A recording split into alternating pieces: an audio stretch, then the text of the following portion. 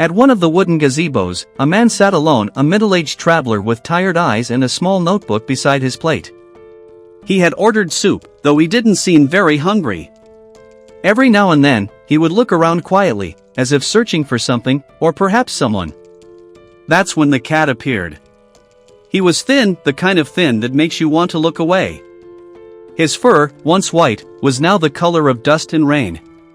He walked slowly, almost cautiously, and stopped near the man's chair. Then, without a sound, he jumped up onto the empty chair across from him, curling his tail tightly around his body as if to make himself smaller. The man looked at him, surprised. The cat didn't beg. He didn't meow.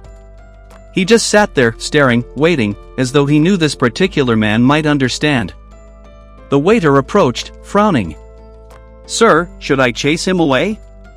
These strays come here every night." The man shook his head. "No. Let him stay." He broke a small piece of bread and placed it on the edge of the plate, pushing it toward the cat. The animal didn't move. His green eyes only softened, and then, very slowly, he lowered his head, sniffed the bread, and began to eat. For a few minutes, neither of them moved. The man just watched. Something about the cat's quiet dignity, his silent plea for safety, struck something deep inside him. Finally, the man sighed and said softly, "You're a brave one, huh? Sitting here like a customer." The cat blinked lazily, as if to say, "I've got nothing left to lose." The man smiled faintly. "I know that look. I had it once too." He signaled for the waiter. "Could you bring me another bowl of soup? With some chicken."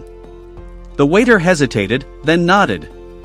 When the second bowl arrived, the man placed it on the ground. The cat stepped down from the chair, sniffed the steam, and began to eat. But between each bite, he looked up, his eyes following the man's hands, as if afraid the kindness might vanish at any moment. The man finished his meal, paid, and sat there for a long time. Then, as he stood to leave, the cat did something unexpected. He jumped back onto the chair and let out a soft, trembling sound. Not quite a meow.